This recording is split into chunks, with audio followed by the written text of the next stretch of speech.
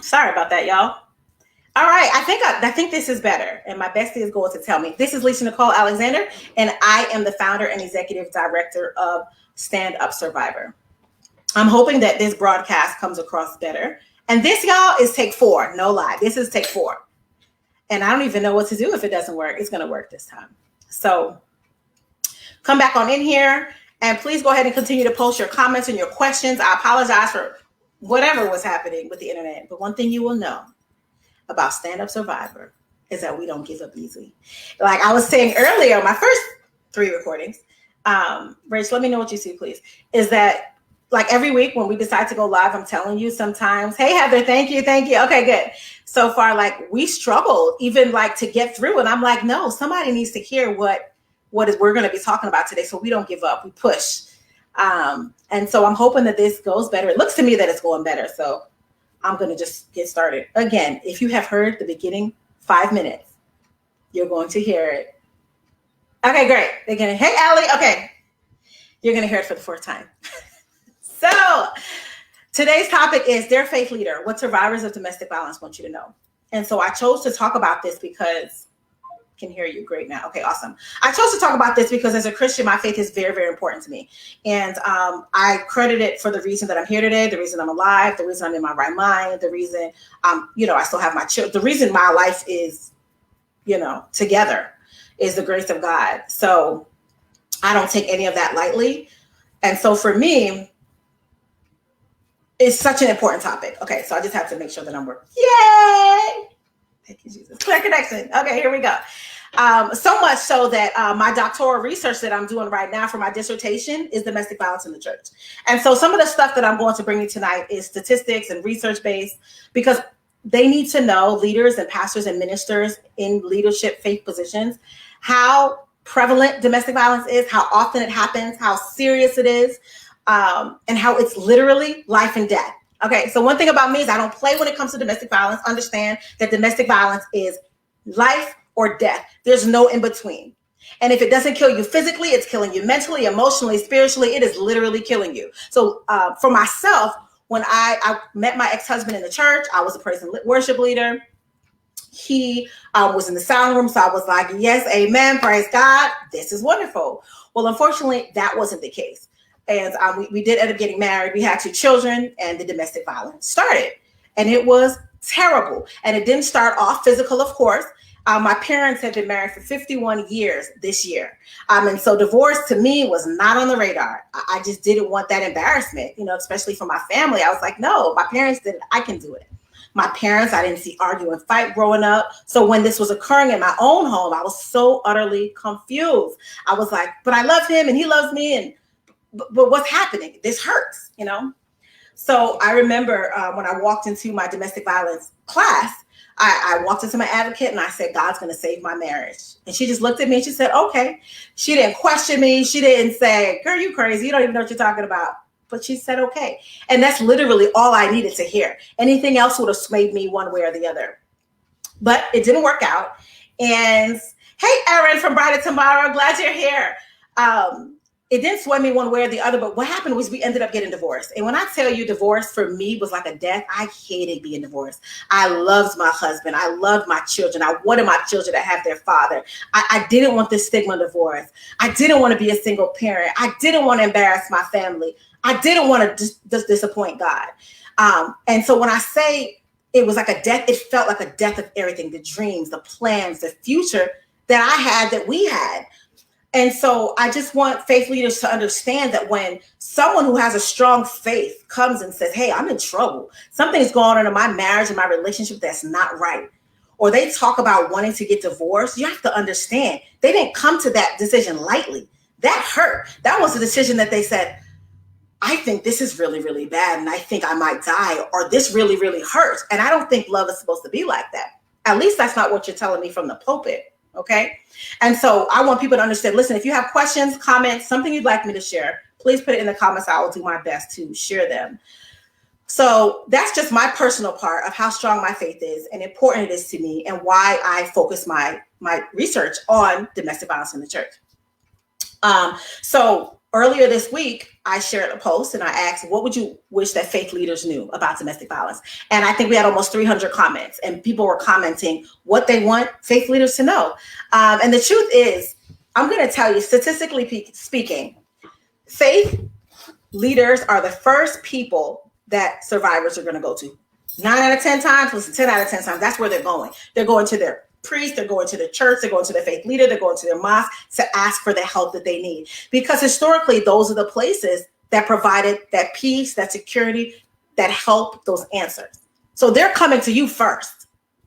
So if they're coming to you first, are you equipped to be able to help them?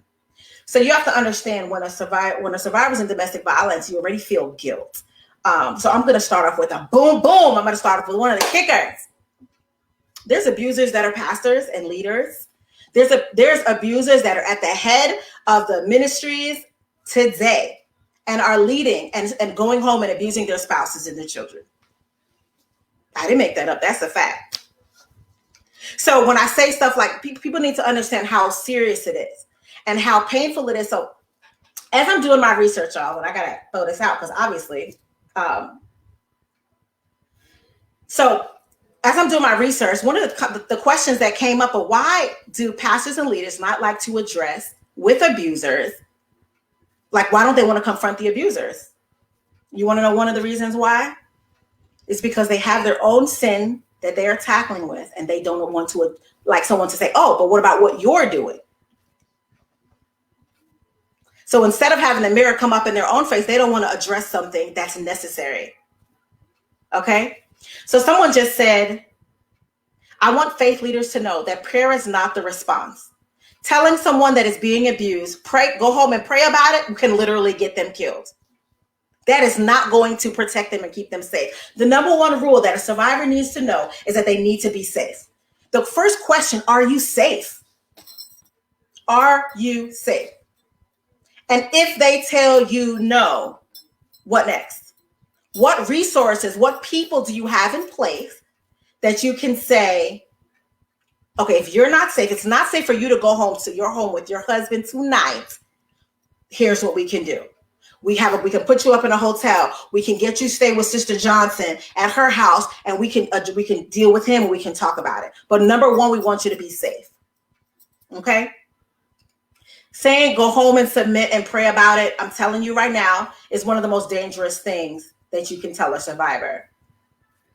All right, so I'm going to go into some of the things that they said. Now, this is exactly what one of our survivors shared. She said she was going to a church at the height of her abuse. Her abuser had locked her and her 2 toddlers in the house. Just so you know, that does happen. Even more now, so during COVID. So one of the things she did was beg him to let her go to church. Beg to let her go to church. And he did. So she had that 1 hour freedom.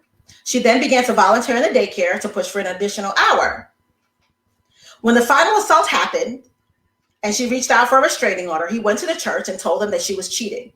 She got a letter from the church removing her from volunteering in the daycare and saying that they will pray for her sins. That right there, as a survivor of domestic violence, where she had nowhere to go and the church was her only outlet, the only hour she was allowed out of the house, and she was told that they would pray for her sins and removed her from being able to volunteer. I mean, it's heartbreaking. But these are the kind of things that survivors go through when they decide to open up their mouth and speak. Understand that abusers are very, very manipulative. Abusers, hey, Vanessa, yes. Abusers are at the top of the food chain. They are doctors and lawyers and principals, and they are pastors and leaders. They are in high positions. They look good on the outside. No one would ever believe that they could do these things to the people that live in their home, but I guarantee you it's happening. 1 in 3 women have experienced domestic violence, and 1 in 4 men. Yes, that's good. That's a good idea, Amber. That's a good idea. Okay, so let's see. Please go and talk to the person about the accusations. One thing abusers will try to do is to try to discredit a survivor.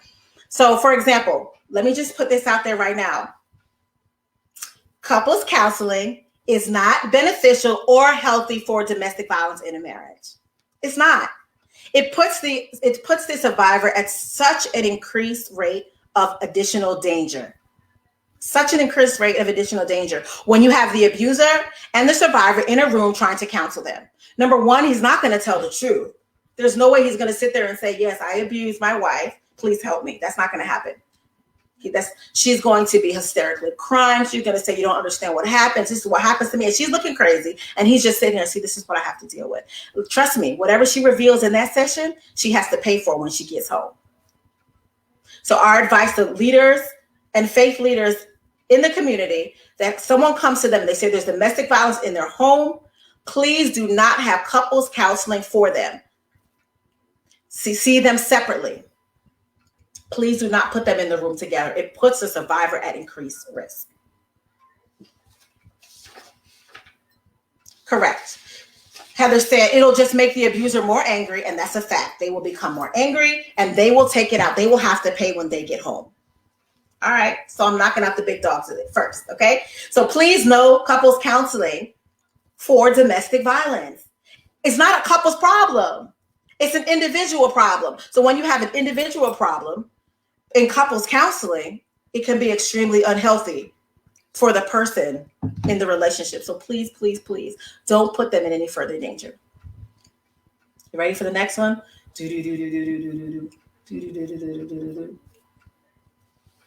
Oh, that's a good one, Michelle. I'm going to say that one next. Marital rape is a real thing. You can rape your spouse. And especially in domestic violence marriages, and relationships, it happens. But women are told, well, that's your spouse. You need to be, please them. You need to do what you need to do. Submit to them. You're supposed to do what they want in the bedroom. Marital rape happens, and marital rape is not okay. It's not. And it happens all the time. It happened to me. You have to, you're my wife. Wait a minute. Wait a minute. You don't get permission to violate me and force me to do things because we're married. That's not the way that it goes. So please, please, please understand that marital rape happens. You are welcome. Yes. Sexual assault, sexual violence in marriage, in domestic violence marriages not just marriages, relationships happens all the time, and it is not okay. And we need to talk about it. We need to address that. You are not their property. So they don't have the right to violate you physically, sexually, emotionally, in any way. Yes. So somebody shared here that they were afraid to tell their pastor because they were afraid that their spouse was going to get judged. One of the reasons that survivors stay silent, and I always use the word survivors because if you lived another day, whether you're in the relationship or not, you survived. You can continue to do so. Is we're ashamed, but we have no reason to be ashamed, or we're afraid for what you're going to think about our spouse or what you're going to say about them. We love them, okay, and we care about them, so we don't want what we say about them to distort your view of them. Okay. And a lot of times we're not even ready to leave them either. We're looking for answers. And so oftentimes we don't open our mouths because of the shame in it. So that's one of the reasons that we don't open up and talk about it. Okay. Let's see. Okay. If domestic violence and abuse, so this is really for the survivors. If you're dating someone and the abuse is happening now, listen, if anything is happening now, understand that when you get married, it is just heightened. Marriage does not make it any better. Marriage does not make it go away. It is just heightened. It escalates after that. Our marriage was perfect from the outside world. Yep. He was an amazing dad. Our families knew nothing. And guess what? He was abusive. Okay. Thanks for letting us know that. I appreciate that. Okay. So faith leaders, understand this. There are different types of abuse. You do not have to see a physical scar for there to actually be abuse. Well, I haven't seen you come in with any black eyes. I haven't seen any bruises. Do you have any evidence? I'm sorry. You don't have to be able to show evidence to prove that you're being abused. The number one thing and the best thing you can do for a survivor, and this is for anybody, is believe them. The moment that you decide you need to start asking for proof of the abuse that they suffered, I'm telling you right now, you're gonna make them clam up and not want to share anything with you. There is verbal abuse. Verbal abuse will not leave a physical scar on you, but it will scar your heart and something that you will carry for the rest of your life. I have been divorced for 10 years. I want to say 10 years. Maybe not, probably less, 8, 9. And I can still hear things that he said to me. But what I've done is I've counteracted it with the word of God. That's truth that he tells me and the truth that my husband tells me every day. But that stuff that doesn't leave you. So understand, leaders, that just because you don't see any physical bruises doesn't mean that there isn't abuse. There's physical abuse, emotional abuse, spiritual abuse. Don't even get me started. Okay, I'll get started. Is the worst when it comes to men and women in the church. They literally use the Bible as a way to control their victim. They will literally read scriptures as a way to control them. I mean, seriously, it is one of the worst forms of abuse, especially when you are, that's your faith. And you really strongly believe it, and then you're using it to teach me that I'm supposed to be submissive to you in this way.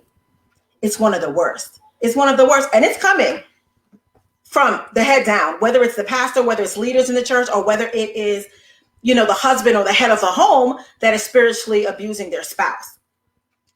Sexual abuse, like I just shared, happens, and financial abuse, where they're controlling all the finances. They don't have money to do anything. They're running up all the credit cards. Heather is saying it's statistically proven survivors will show signs of PTSD 2 weeks after an assault happens. Let me tell you. Yes. Survivor point. Thank you, Rachel. Faith leaders, believe them. That's the number one thing you can do. If they come and they tell you that they're abused, believe them. And one of the biggest things you don't want to do is run back and say, hey, John, youth pastor, are you abusing your wife? I'm not sure what you think John is going to say at that point. All right. So rebuke, chastise, or address it with the abuser. Why not confront them? If they're being abusive, if they're being accused of being abusive by their spouse, why not address it with them? Why not talk to them about it? Say, hey, are you putting this person in danger? Are you putting your hands on them? Are you verbally assaulting them? Ask the question. And if that is the case, they need to get help. There's batterers interventions programs. There's anger management, which is a component. But if they're an abuser, batterers intervention is what they need, not just anger management, because domestic violence is not an anger management issue. They control their anger when they're around you. They don't go punching you. You're their leader. They don't. All right. I like this one. Listen and believe the survivor. They are exhausted from not being believed. Number one, they're exhausted, period. You live constantly in, like what Dr. Karan said the other day, fight, flight, freeze, or appease. You are constantly at war within yourself, trying to stay alive, trying to keep your children from the abuse, trying to keep your abuser happy. You're literally physically exhausted. The one respite that you might have is on that Sunday or Saturday, or whenever you go into the mosque, or whenever you go to your church, or wherever you go for your faith. That's your one time to find that peace that you get. They're exhausted. So if they come to you desperate enough to say, I'm being hurt, I'm being abused, believe them. They are already living in a world where all they can do is survive. So if they shared that with you, believe them. One of the most painful things that the survivors shared is that they're being asked to step down from positions. They're being asked to leave the church. They're being asked to be more loyal and submissive to their partners when their partners are hurting them, when they didn't do anything wrong, but what they thought was right was love their spouse. Nobody's perfect. No marriage is perfect. No relationship is perfect. Shoot, I'm remarried and nothing's perfect, but it's healthy. And that's the difference. It has to be healthy. You can argue in a healthy way. You can disagree in a healthy way. But the moment it becomes violent, it's a different level. And no one deserves to live with that. Hi, Rebecca. Thank you, my friends. It is. Hi, Melissa. Glad you're here. No worries. I'm glad you're here. I know you personally have experience with it, so feel free to drop anything in the comments and I will share. And you have to understand, this one really, really bothers me. You know how many survivors said that they left their faith because they weren't believed, because they were chastised? The response, and I'm in leadership in my church, and to know that somebody would walk away because they weren't believed, that is so painful. To know that someone is losing their faith because they were mistreated with the place where they grew their faith, where they found their faith. They're leaving the faith because of the way that they were treated in their church home, in their faith home. That's heartbreaking. It should never be. They should never be asked to be removed from their different positions in the place where they're supposed to find safety and peace. Yes, you have to figure out what's going on in the relationship. Can you lead? Are you spiritually able to? All of that is necessary. But at the word of the abuser, to dismiss the survivor's feelings, emotions, bruises based on what an abuser says is catastrophic to them. And what you don't want is for someone to lose their faith based off of actions that you make as a leader. See, Kimberly says, I left the church for over 2 years. That is gut-wrenching to me, because for me, I know my relationship with God is so important, and I'm sure hers was too. But when you have that church hurt, you have that hurt from your faith community, the community that was supposed to be there for you and support you, that's very, very painful. So it's important that we address domestic violence for what it is and not further traumatize survivors because they choose to come forth and talk about it. Okay? All right, let's see what else I said. Yeah, I talked about it. It causes people to lose their faith, and that's heartbreaking. It's heartbreaking. So here's another one. I'm going to go boom, boom. Ready? Okay. Domestic violence needs specific people in place to help them. Domestic violence is not a regular couple's problem. It's not. It's not a couple's problem. It's an individual problem. Because no matter what relationship they go to, if that person does not get help, they're going to go from relationship to relationship to relationship and abuse and abuse and abuse. So whether it's that lady sitting across from you or another lady, that person is still going to be an abuser. Domestic violence needs specialized training and attention. Period. They need someone who specializes in domestic violence. So my question to leaders is, do you have someone on staff, in your congregation, in your community that you are connected to? I mean, that you could pick up the phone and say, hey, Lisa's in my office right now, or she just left my office. I need you to connect with her. She's dealing with domestic violence. She needs someone right now. Y'all, domestic violence can't wait. And if you know, listen, I get all crazy about it because, like I said, domestic violence is life or death. Someone's life depends on their survival of addressing this domestic violence. Right. Regular counseling does not work. Oh my goodness. That is the word. My church said I was wrong for being with him. We weren't married, and it might be God's way because I was sinning. What? Oh my gosh. I was trying to get my blood pressure raised. This is ludicrous. Because you're saying, so God is punishing you with domestic violence because of A, B, C, or D. Absolutely not. The person responsible for the domestic violence is the person who is the abuser, period. There's nobody else's response. Nobody, no woman. I like to use women and men only because the majority of abuse happens with men as the abuser, and women as the victim. But there's nothing that a survivor can say, do. There's nothing they can do that deserves abuse. Verbal, physical, financial, none of it. None of it.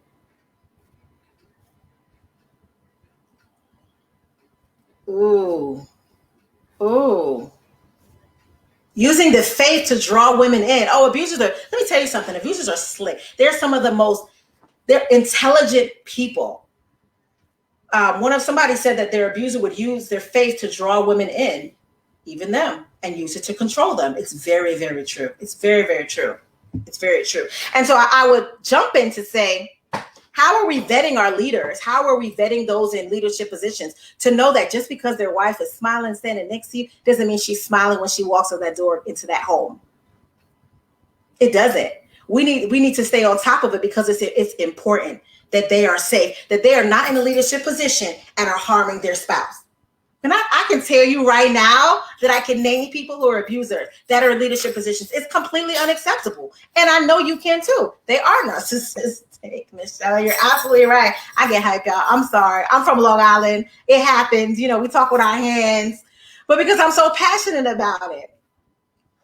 Ooh, abuse in the church is treated as a character flaw and something one needs to work on.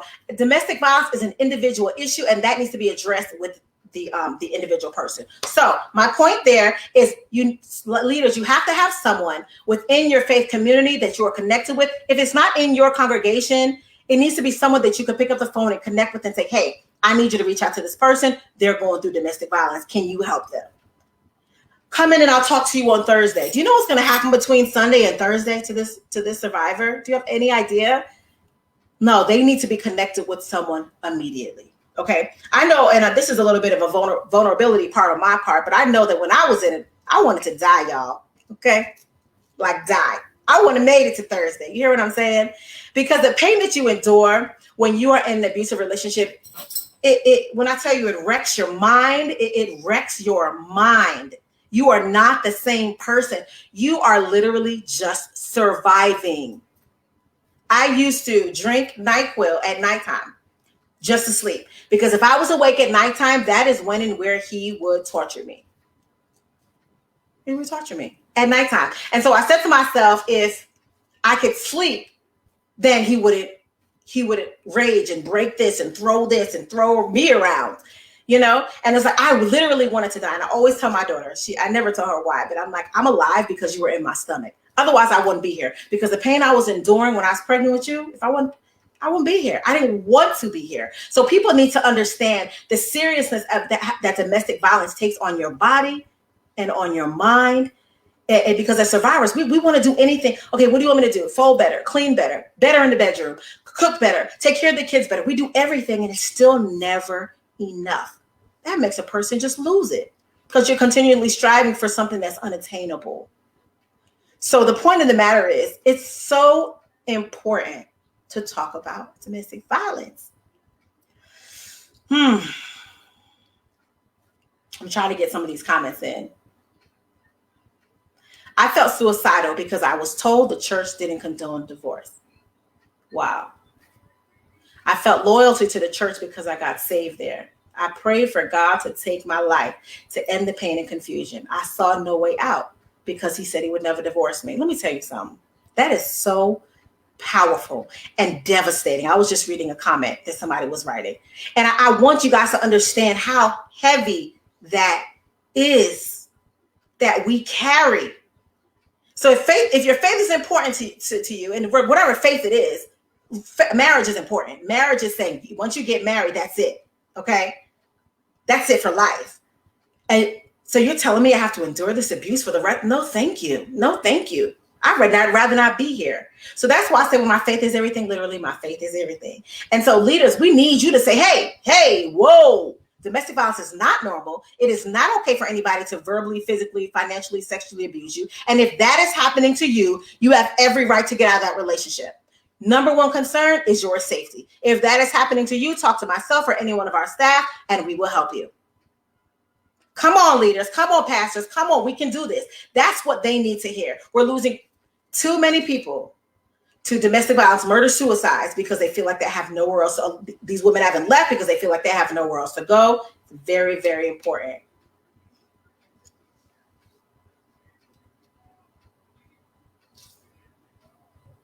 All right, I'm going to try to go back up. Unattainable approval. When you're with an abuser, what they want is not attainable. I tell survivors every time, it doesn't matter what you do. Flip backwards, change your hair, lose weight. That's not what they want. That's not, nothing that you can do can satisfy what they're asking for. And I'm glad God healed and set me free. Yes, did y'all hear? I'm the person in the congregation. I'm glad God healed, delivered me, and set me free to help others. I survived suicide to be a helper for others. Absolutely. Absolutely. Absolutely. And I do think so too. Someone said that pastors and leaders should get this training, domestic violence training, in seminary school or whatever religious school that they attend. And I do agree. And when I was doing my research, some of the seminaries do offer domestic violence, but you have to understand, it's not just like one class and then it's over. And one thing about it, it's increasing. And especially after COVID-19, this is something no one's ever seen before. So let me see. Stop having us go to church because he felt the pastor was onto him. Someone said my ex-husband stopped having us go to church because he felt the pastor was onto him. So that's another thing I will share. Is there a family in your church that was always there and they're not there anymore? Is there a family in your congregation that's not there? Check on them. Swing by. See what's going on. Talk to them separately. You cannot ask a survivor. Sorry. I just don't get it. In front of their abuser, hey, are you okay? Are they hurting you? Is something wrong? I'm not exactly sure what you think they're going to say. Just what I did. No, everything's fine. What are you talking about? I remember my mom asked one time, she's like, is he hitting you? And I was like, no. Are you kidding? No, of course not. Mom, how could you ask me that?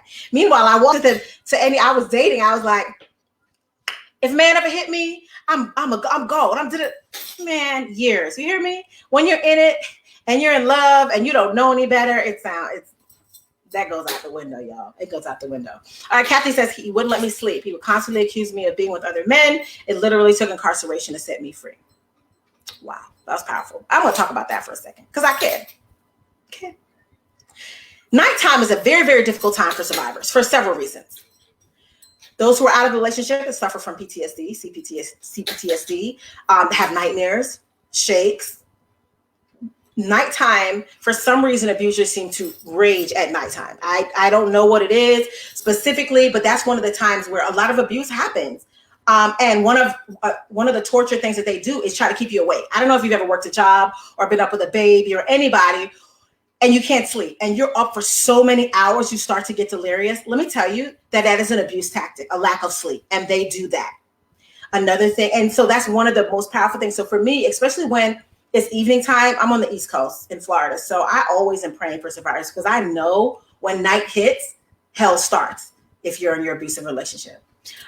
So another thing she said, he would constantly accuse me of being with other men. And that's one of the survivors wrote that. They said he would always accuse me of cheating and sleeping around. That's just what they do. We know you wasn't doing anything. That's just what they do.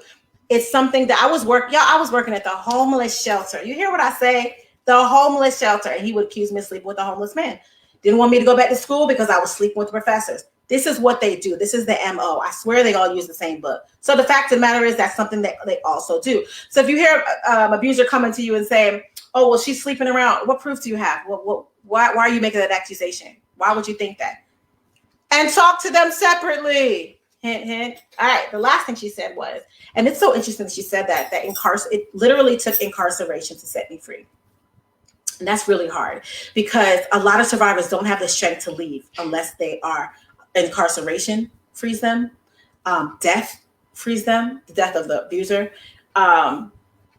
or something else happens that allows them to be free. That to me is so hard because you don't want to stay, but that's the only thing that can help that gets you free. So, all right, let's see. Oh, you can't pray it away. I said it. You can't pray it away. Let me tell you something about it. I believe with everything in me that God can do absolutely anything. I wouldn't be a Christian if I could say that God could do anything. God can turn anything around. He could save anyone. He could change any relationship. I know people who have been in abusive relationships and their marriage is different now. But that is an absolute choice that the abuser has to make to get the help that they need. It has to be a choice, an intentional choice, and action is what has to happen. Action, feet to the ground, not I'm sorry, action that shows that you are going to change. Oh, Lord, Becky, no. Pray about it. Pray about it. It'll get better. Y'all, when I tell you my skin just goes, I agree. Pray about it absolutely by yourself. But I'm not going home to pray about it while he lays next to me beating me. That's not safe. That's not wisdom. And we cannot tell survivors that. We can't. They're at risk every time they're with them. And it's not just at home, it's in the car. I'm gonna tell y'all a story. Did I tell a story? I'm gonna tell a story. We were driving in the car, and my two kids were in the back, stepson was in the back, and I guess I'd said something that he didn't like. Meanwhile, if you knew me back then, this is not who I was. I was docile and calm and whatever you say. He grabbed my head and started banging my head on the dashboard. He was driving. And I'm just like, and I'm hysterical. And I'm thinking, the kids are in the back. The kids are in the back. And I just told him to stop. And that was always my thing. It was never about me. It was more the children. Oh my goodness, the children. I didn't want the children to see this. I didn't want the children to be hurt. And so the point is, it doesn't have to happen once you cross into the doors of a home. It can happen in the car. It can happen when they're alone. They can threaten you by a look. Okay? And they know. Night terrorist, night sexual violence or coercion when you're not coherent is another thing. You guys, I don't know if you guys have seen me talk about No Ordinary Love, the movie. This needs to be out there. So it's written and produced by some amazing women in Texas. And you guys, I saw the premiere of the movie. And there is one of the characters in it is a pastor. And when I tell you, that movie had me just all over. As a survivor, my emotions were all over the place. But it was the most truthful movie that I have ever seen regarding domestic violence. And so he was up there preaching and doing all kind of foolishness when he got home. All kind of stuff to his wife. But was on Sunday morning preaching in the pulpit. Like I said, it happens at the top. So if you guys get a chance to connect with No Ordinary Love, the movie, go like their page and go check out the trailer. That movie, I'm telling you. All right. Separation is an option. Yes, separation is an option. It's hard to work through the intricacies of domestic violence in the same home. Number one, it's not safe. Let's not send this woman back or man back to a home that's not safe. Okay, is there a place that you can go? Can you go stay by your parents? What can we do? Can you go stay by this person, that person, your cousin, your aunt, the shelter? Where can you go so you can be safe? Separation is an option. It doesn't mean divorce is mandatory, but it means that that abuser needs help that she cannot give him. He needs help. And so separation is an option. It is an option. All right. I've been in here for 40 minutes already, y'all, so I'm going to try to speed it up a little bit. Address domestic violence from the pulpit, from the stage, from wherever it is that you are in your leadership position. Talk about it. Listen, we'll talk about abortion. We'll talk about fornication. We'll talk about stealing, but we're not going to talk about domestic violence that kills every day. Let's talk about it. It's uncomfortable. Y'all, when I tell you I have some conversations about domestic violence, people get all itchy and squirmy and stuff. So what? Someone's life depends on you talking about it from that position of leadership that you're in. As I said, 1 in 3 women, and you had your congregation or your group stand up and had 1 in every 3 women stand up. That's how many women are experiencing or have experienced domestic violence in your touch, under the sound of your voice. And to sit and sing in your choir and lead your worship and hand out pamphlets and welcome with a smile at the door, but are dying inside. Oh, Michelle, I'll be trying not to preach, but they be getting that fire up under me sometimes. I'll be like, no, because it's that serious. Just because they're at church doesn't mean they aren't the abuser. Maybe she's home because she has a black eye. Maybe she's home because she has remember that sling where she said she fell down the stairs or ran into maybe that was abuse. I'm just saying. Just because they sit up in church or the mosque or I'm missing a bunch of different faiths, but you guys get my point. If they're sitting there, just because they're there, oh, look at Johnny. He's here again every Sunday, brings the kids to Sunday school. So what? How do we know that he's not the abuser? Have you seen her lately? Have you seen his wife? There are leaders, pastors, faith and religious leaders in high positions in your ministry that are abusing their spouse. I said it to look at my nails, y'all. It's quarantine time. Seriously. In positions, high positions in your ministries that are abusing their spouse. I said it. I'm sorry. Did you squirm? Did you get uncomfortable? It's still a fact. So how are we going to address that? How are we going to address that? It needs to be addressed. All right. Vet your leaders. What are they really like? Maybe she's home because she was pulled in the bathroom for sex right before she was supposed to leave and treated like a prostitute. Wow. That's what someone said. That's their story. And that's how serious it is. All right. So because I only have a few minutes left, I want to make sure that I touch on a couple things that some people have said because I've been rambling, y'all. Oh, this is a good one. Let them know that God doesn't look down on them for leaving or divorcing their abuser. He doesn't want their child in harm's way. So I probably told this story in something if you've heard me talk about it before, but I remember I struggled with getting divorced. When I tell you, I was the one who held up my divorce papers, y'all. Did I ever tell y'all that? It was me. He signed them and I was like, no, I want to save my marriage. I want my children to have their dad, da. So I was the one that, because divorce was just so taboo to me. And I was like, I can't do this. And so when I finally did do it, I was glad eventually that I did it, but I had to know I was just spending time with God. And I swear, this is what he shared with me, that God loves me more than he hates divorce. I was like, oh my goodness. Hello, Revelation. God loves me more than he hates divorce. God would never want you to stay in a relationship where you are being emotionally, mentally, financially, physically, sexually, financially abused in any way. And when I tell you verbal abuse and mental abuse is toxic, it can break you down and strip away every part of you. So we do not minimize it. We don't say just because it wasn't a black eye or a broken arm or death, it's nothing. Let me tell you something. Those words are no joke, and they are cruel. All right.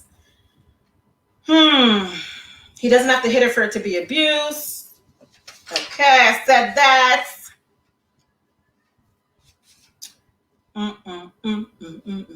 Oh, this was a good one. This person said she was told she had to submit to her husband, and it almost got her killed. Oh, and now he's serving 35 years in jail because of it. But she was told by leaders in the church that she should stay and work it out and submit. Oh, but he's in jail now, serving 35 years for attempted murder. Okay, I just want to sit that there for a second. Because what if he had actually been able to commit the murder? Her life and her children, she wouldn't be here with her children because she was told to go back and submit. Again, the number one thing is safety. Oh my goodness, you're being abused. Are you safe? Are you safe? Number one question. And if they're not, I have some pointers at the end that you can tell them. Okay, that you can help them with. All right. Oh, these abusers are pillars in the community. They're loved by everyone. By everyone. Let's see. Said that.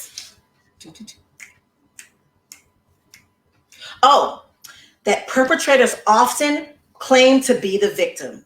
Oh no, she hit me first. Oh no, this is her. She did this or he did that. Whatever. Perpetrator will claim to be the true victim and say, "I was just defending myself." I'm gonna tell y'all the story. I got stories that. So we're in divorce court, and it was one time he was beating me up in the kitchen, right? And so I reached back and I grabbed a knife from the kitchen, y'all. If you know anything about me, I didn't never fought back.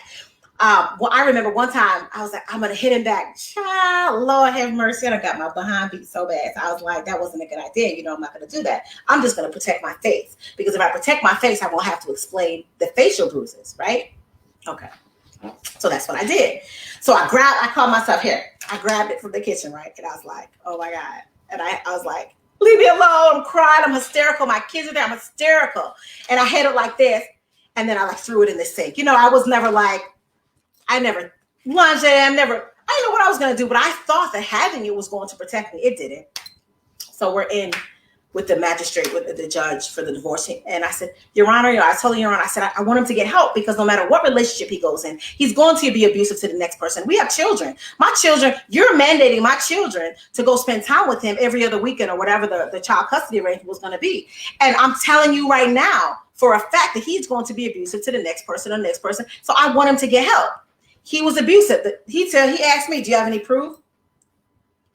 I was in there hysterical. I had some pictures, but then so my ex-husband said, well, she pulled a knife on me. And I lost it because here I am looking just hysterically crying, trying to say I grabbed it, but that was only because he had beat me and I was trying to keep him away from me and hysterical, just looking like a whole crazy person, And he didn't honor anything. He had mandated him to better his intervention or whatever. He never went. But the point of the matter is they do their best to kind of make us look like crazy. I did my best to try to protect myself. And the point is they're going to try to make you look like you're crazy. We know you're not. That's another thing. If you talk to a survivor and they're hysterical and you think, oh my God, what's wrong with them? They are traumatized. They have been through abuse. They have been ripped apart at the seams emotionally, physically, mentally for so long. So when they come to you and they actually pour it out, it may not even make sense. They're just pouring it out. So don't judge off of what you initially see. Give them an opportunity, a space to be able to share their truth. Give them that space. And don't think just because she's the one over there hysterically acting crazy that something's wrong with her.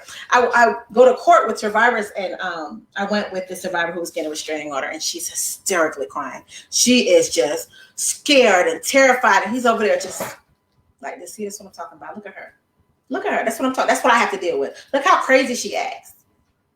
Look at her. That's why it always happened. Because look at her. And she's hysterical. Right. They appear so calm and so logical, and we look unhinged because of the abuse. Absolutely. So I don't even know where I was going, y'all. But anyway, you know me and my stories. Many women are afraid to come forward because they'll be told they're not being obedient or Christian enough, or that divorce is a sin. God loves you more than he hates divorce. God loves you more than he hates divorce. All right. That's a good one. Many faiths and religions do not fully acknowledge a woman as equals. That is why so many are convinced to stay longer and keep working on it. Honey, we equal, honey. So we are powerful. We are beautiful. We are amazing creatures as women. Are you kidding? We're amazing. Okay. Let's see. Counseling only works if you have two healthy people. Stop offering marriage counseling if you don't have credentials to determine if you have two healthy people. Yeah. Ugh. It happens to the most innocent, happy-looking family. These are comments that survivors had shared that they wanted me to share. That it happens in church by clergy. That being a pastor or a pastor's wife doesn't mean that it's not happening to them. Ooh, this one. That sometimes divorce is the only answer. And I hate that. I hate that divorce has to be the only answer sometimes, because divorce, families, lives are crushed, children, everything is out of whack. It's not the way it was supposed to be. You know, I raised my children as a single mom for years before I got remarried, and it wasn't easy. And even now they have a stepfather, and then they have their real father, and then it's two family. It's crazy. That's not the way that it was supposed to be structured. But guess what? Sometimes divorce is the only answer. And because I found the strength to get divorced, I'm still alive today. Period. So sometimes divorce is the only answer. This person shares that her church was wonderful, helping her through the divorce with her abuser, but they've never heard from the pulpit what constitutes abuse and why it's okay to leave your spouse if you are experiencing abuse. In my community, if a woman doesn't come to counsel, she's called out and called disobedient. Oh, please don't call us out from the pulpit. Oh, God, that's terrible. And it's like re-victimizing the survivor. I agree. Okay, so Elizabeth said, why do domestic violence victims have to call shelters and flee? I agree. But yes, some of these folks are always talking nice about where. Okay, so this is my opinion on that first part of what you were saying. The fact that we as survivors of domestic violence have to flee our own homes is ridiculous. It's absolutely ridiculous. If anybody has to leave, it should be them. The fact that we have to go find shelter to escape the home that we have, that we created for our families, because an individual is not capable of controlling their temper, is actually ludicrous. It's absolutely ludicrous. But unfortunately, in order to save your life, sometimes that's what you have to do. I tell survivors this all the time. If you have to leave with the shoes on your feet, but your life, you leave. I know that's your couch. I know that's your beautiful 5-bedroom home. I know that's your apartment. I know your piano's there. I know you built this home from the ground up. But guess what? If they kill you, you won't have your life.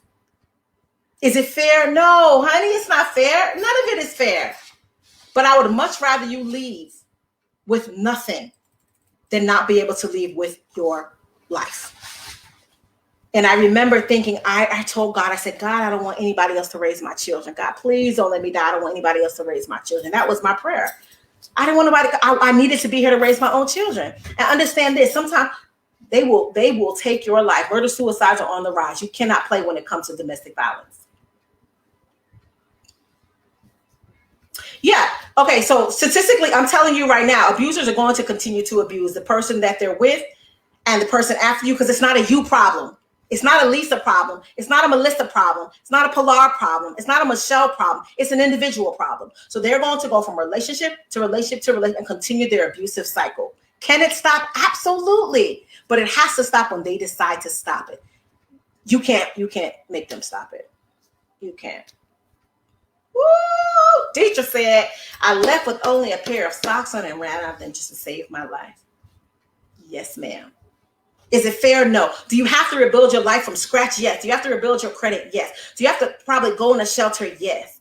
Is it fair? No. It's horrible. It's one of the biggest injustices in the world. But I promise you, your life is worth it. Your life is worth it. All right, I'm diverting y'all. Oh, this is a good one. Leaders, pastors, it's okay not to know. It's okay not to know what to do. But what you can do is prepare yourself to help them. Who can I call? Who do I have on speed dial? What resources, what pamphlets do I have available to say, hey, oh my goodness, are you going through this? Read on this. Or say, is this happening to you? Yes. Okay. Is this happening to you? Okay.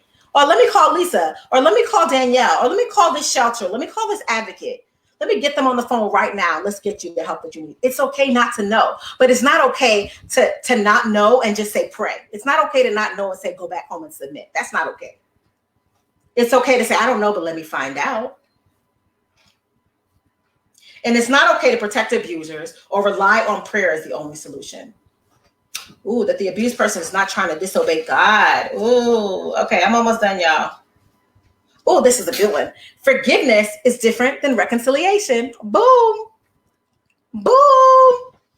You can forgive all day. That does not mean that you need to be back in the relationship with the person. I'm sorry, I said it. It's true.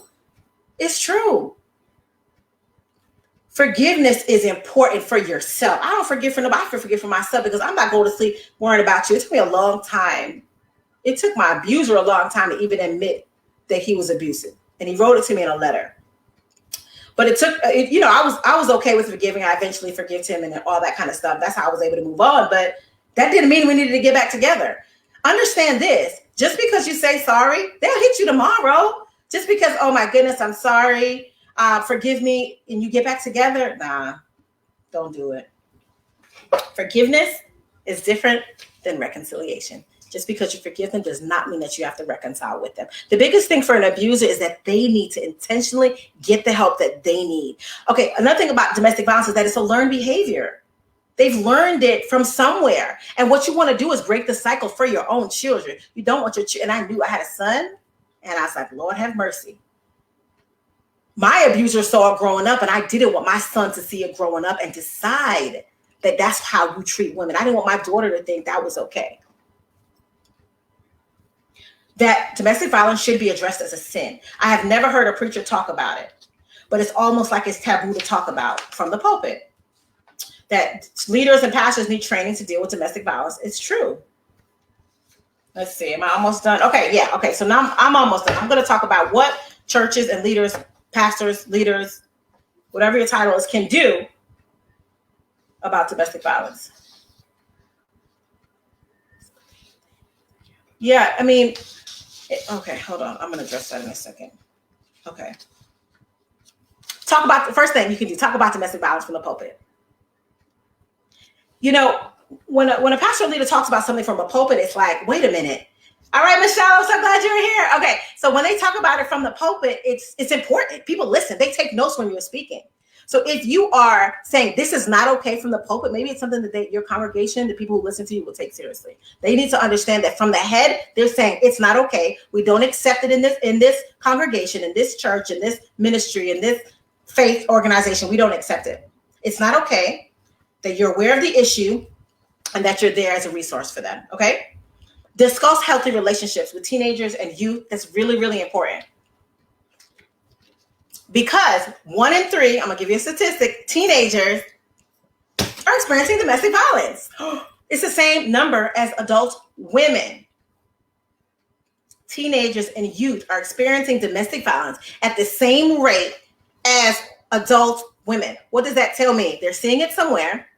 They're struggling with their validation and their worth. They're struggling with understanding how to control their behaviors. All of this is relevant. So if it's affecting the teens at such a significantly high rate, there's a problem and we need to be addressing it. Healthy relationships all the way around. Invite a speaker to your church or, mosque or congregation to speak about domestic violence. It's okay. It's okay. It's important. Okay.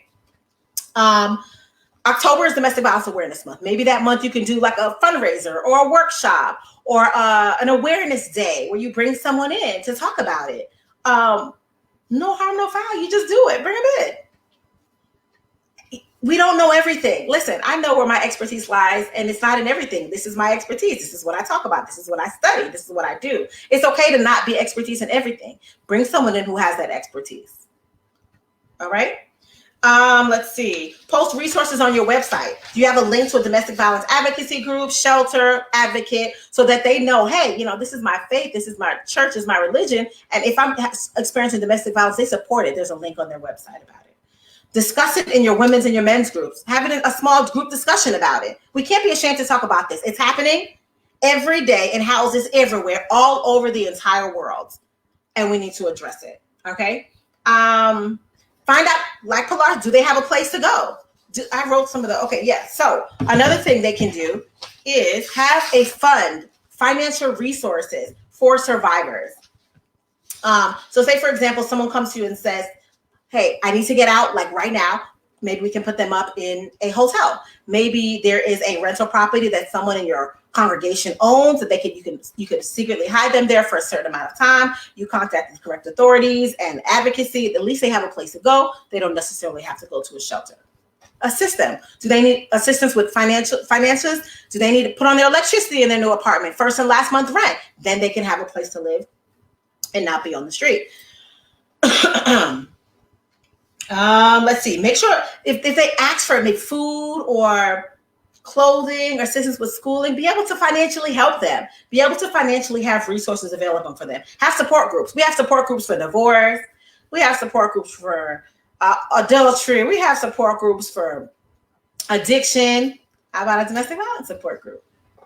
One thing I'll tell you as a survivor, this doesn't go away just because you're not in the relationship anymore. All right.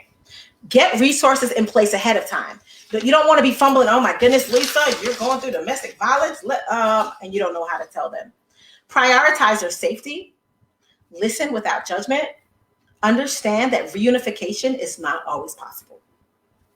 Educate yourself and your staff. Providing spiritual. Hey, Becca. Providing spiritual support and emotional support is just as important for my faith community, especially if we're in a shelter or something similar. They need you. Have someone checking on them. Have someone still picking them up from the shelter and bringing them to your congregation. That's very, very important. Let me see what else. And I think I'm going to end with this. Understand that domestic violence causes a lot of trauma. And so you're going to have survivors who are out of relationships but are still dealing with the aftermath of it. Make sure there are resources, someone that they can continue to talk to about domestic violence. And understand that a woman will return average 7 times, statistics say, before they leave the domestic violence situation for good. So just because you may have helped her one time, she wasn't ready to go, and that's okay. Understand they may return 7 times before they ever leave for good. I left probably a dozen times. I packed everything and still went back.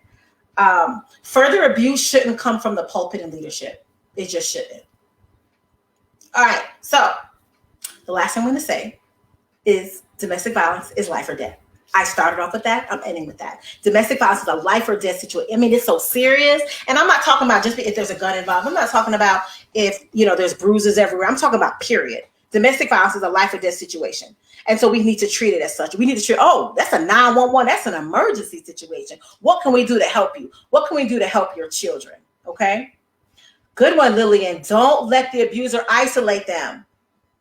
My abuser moved us all the way to Alabama. And meanwhile, I had family in Alabama and I still didn't share my secret with them. On the top of a mountain with no help. Just me and my 2 little babies. I didn't have a phone. I didn't have a car. He had everything.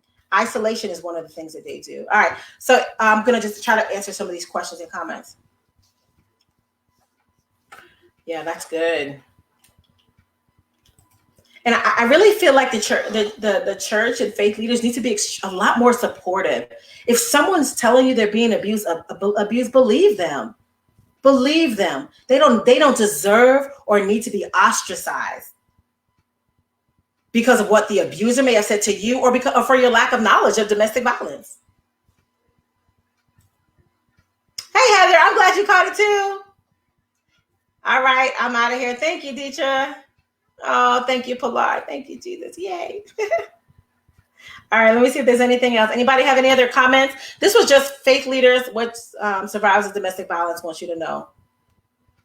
Is it a class for loved ones to try to understand us? Oh, I don't understand what that means. Say it again for me, Becky.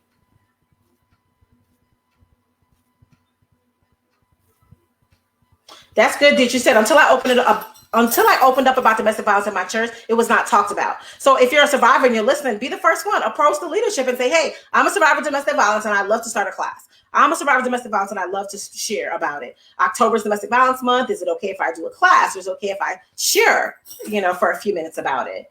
Because we have to be proactive about it if we want to have a voice. That's why I named this Stand Up Survivor, because when I was in an abusive marriage, I had no voice. Nothing I thought, felt, it didn't matter, and you're just so small. And so I was like, wait a minute. When I found my voice, I was going to absolutely use it. I wasn't going to allow anybody else to take it from me. I did an interview the other day. She goes, Lisa, you so bold. You got this nose ring in. You just talk. I said, that's not who I was before. I fought to get here. And I'll continue to fight until every woman is free. Seriously. All right, let me see. You're welcome.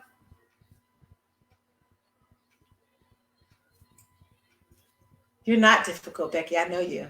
You've been abused. She's been traumatized. You're not difficult.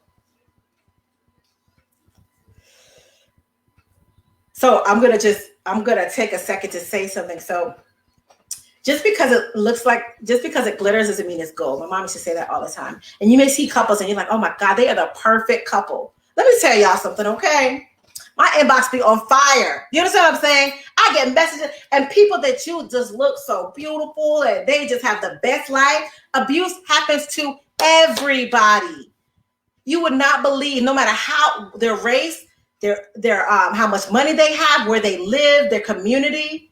So don't think just because the couple looks beautiful that it's perfect. Now everybody's not experiencing domestic violence. That's true. But there are people that look like everything is perfect. And I know some amazing couples, and don't be so quick. Oh, you guys have such a cute relationship. You have no idea what goes on behind closed doors. And that's one thing I did. I protected my ex-husband. I protected him until the end. No one knew I was going through it until after I got divorced. And my parents were like, what do you mean he beat you? Everybody's like, what are you talking about? You never told us. Yeah, I never told y'all. Of course I did. Oh, that's good. Kelly said, I have never met any woman who lied about her abuse. It's not an easy thing to talk to. So yes, believe them. Yes, yes, and yes again. Okay, Heather, I like that. My community has been very quiet about rape and sexual assault until my organization, and now it's being talked about as it should be. Exactly. I love that, Heather. And if we don't talk about, Heather, put your organization down in the comments if you can.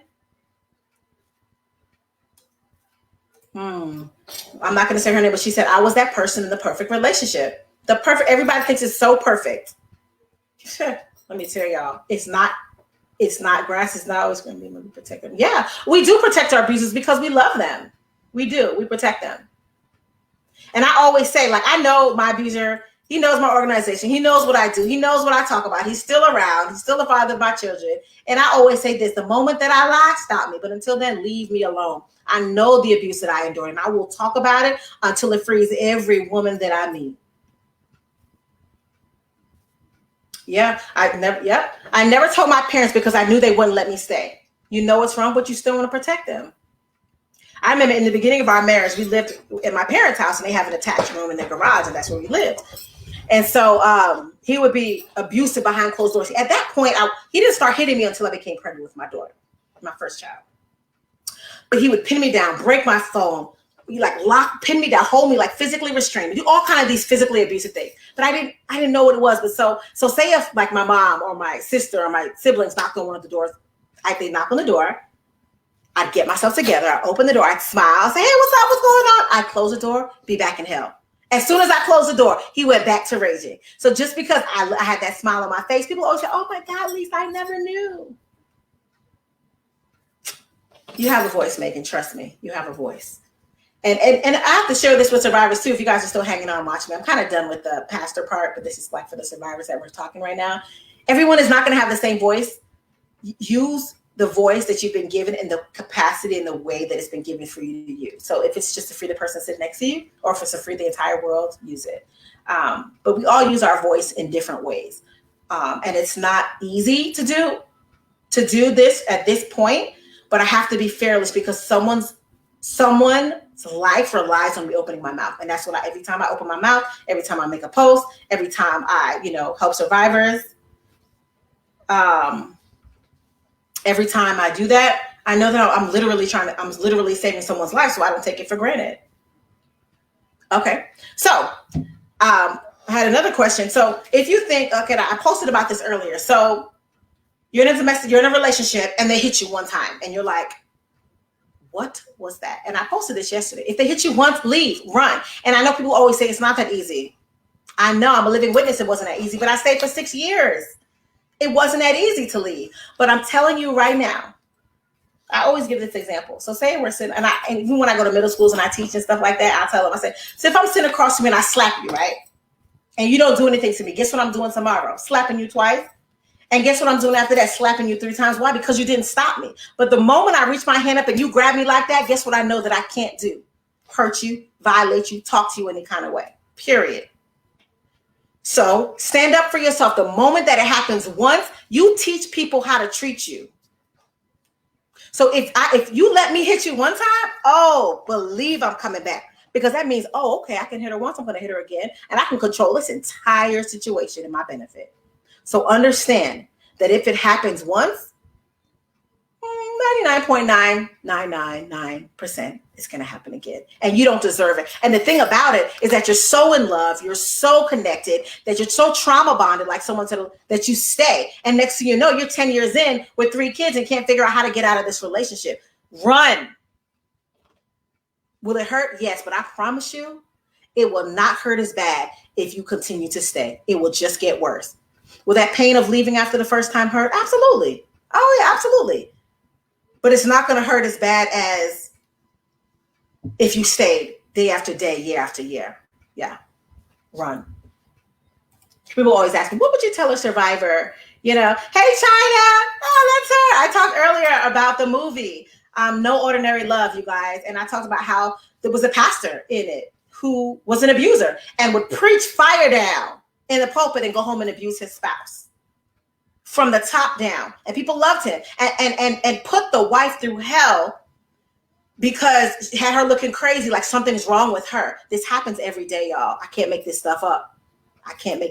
It's true. Yes, you were discarded. If anybody have any more questions, I'm kind of just chit-chatting with you guys. If you guys have anything you want to share. China, if you want to put the website into the Facebook page in, so I told him to go over and like it. That'd be awesome if you could put it in there. You're never alone. Survivors heal together. That's right. You heal in community. It's really hard to do this by yourself. So find someone that can help you heal. Oh, I'm glad, Pilar. You are definitely not alone. We're always here. I answer 3 o'clock in the morning calls. I answer messages as best as I can. We're here.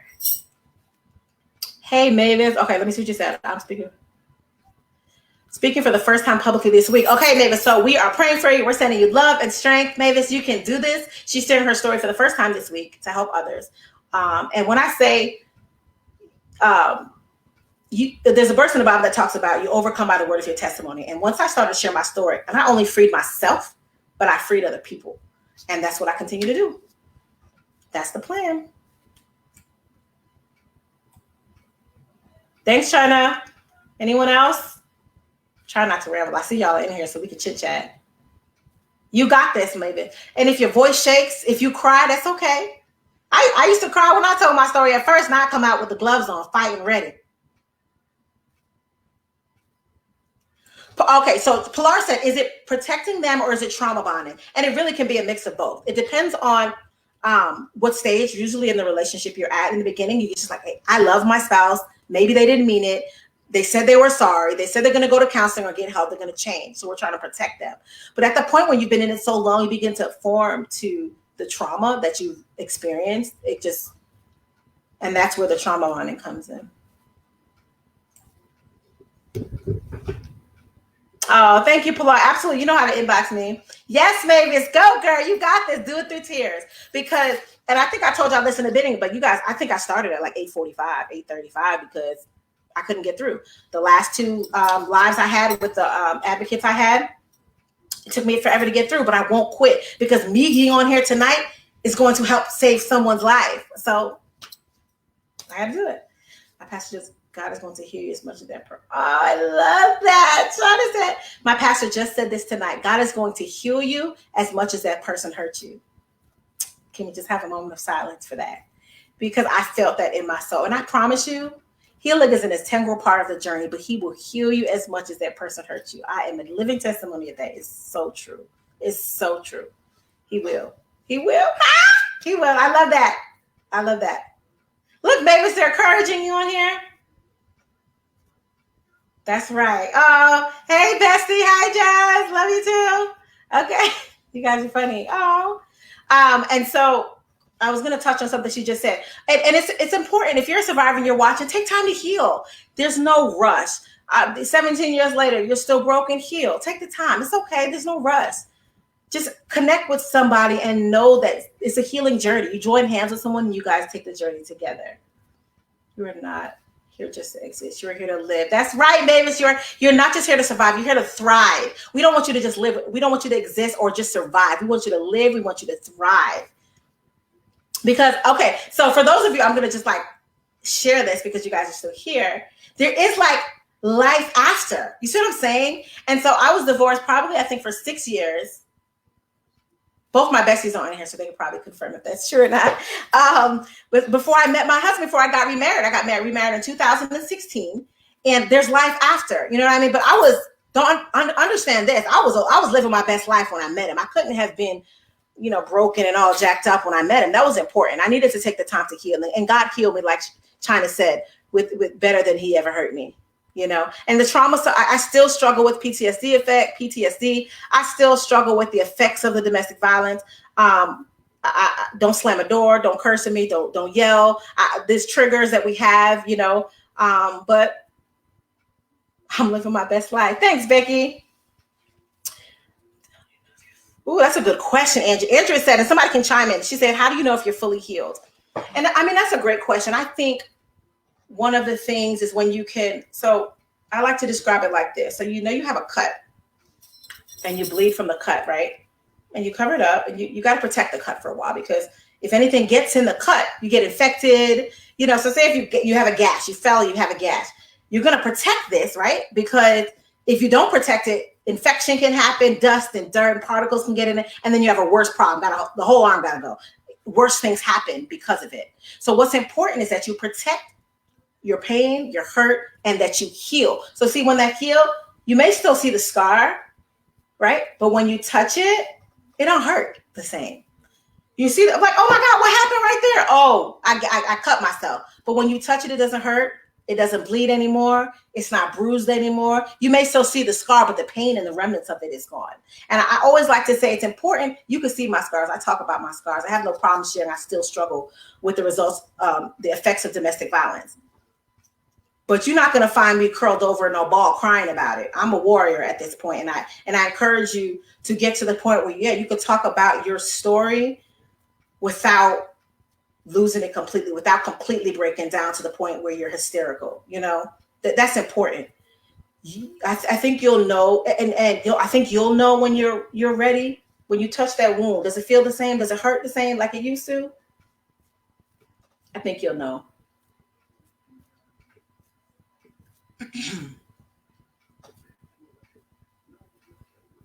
So Melissa shared that my therapist said that somebody asked a question, do the nightmares ever go away?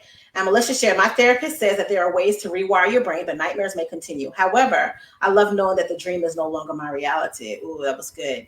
That was good. And I did a live with Dr. Cunard the other day, and she talks about how the body remembers the trauma. So say, for example, like I knew if we got an argument, like a blow was going to come. So I might automatically go like this. My body remembers that, but I also know that I'm not in danger anymore. And so I love what she just said. I love knowing that the dream is no longer my reality. That nightmare is no longer what you're living.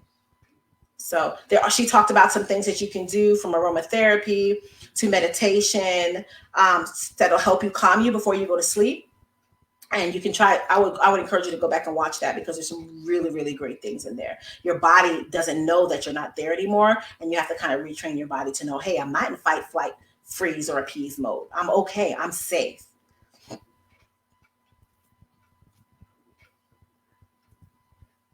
Hey, Christy. Thank you. She's watching from Rhode Island, right? So tell me I'm right about that. And the only nationally recognized survivor groups. Hey, yes, it is a process. And like she just said, Christy said, it's a process. Healing isn't a destination. Melissa said it's a journey. Go. Good for you, Pilar. No contact. I tell people, listen, go if you need to go no contact, go no contact. Go no contact. A great, yes, The Body Keeps Score. That's a great book, Kathy. Yes, I think she talks about that too. Because the body remembers what you went through. It does. You may still see the scars, but you are healed. It doesn't feel the same, you know? It doesn't feel the same. That scar is there. Like my mom, I was at her house the other day and I have a burn on my foot. My babysitter burned me when I was a baby. So it's a pretty big scar. And she goes, wow, look at that. I'm like, yeah, it's there. I see it every day. I don't remember that. I don't feel a thing. The scar's still there though. Oh, yay. Oh, Megan. So you met someone wonderful, and I'm sure that you vetted them before. You made it public yesterday, and so you woke up last night thinking he was over me, about to hurt me again. It is. Especially since you decided to make it public. Yeah, and it takes time. It takes time. I used to sleep with a knife under my pillow. I don't have to do that no more. You know, and so it takes time to revert back to the normalcies of what life was before abuse. Okay, so she says that she's been out of her abusive situation since 2003 and has never received therapy, but is considering it. I'm a therapist. I'm a therapy advocate. I will tell you any day, get therapy. And specifically with someone who has experience with domestic violence, that's very important. But it's not the only source. You can find any therapist that understands trauma, and I would encourage you to talk to someone. Absolutely talk to someone if that can help you. All right, the comments have slowed down. Let's see. That's it. Are we good? You are welcome. If you haven't spoken to someone or have therapy, I would encourage you to do so.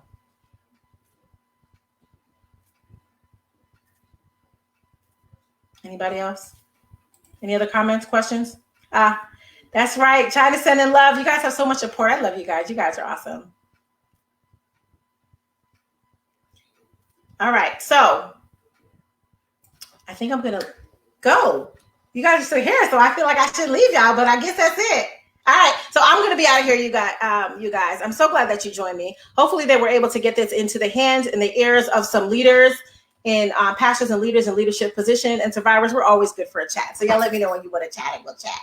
All right, I'll see y'all later. Good night. Good night. Good night. Good night.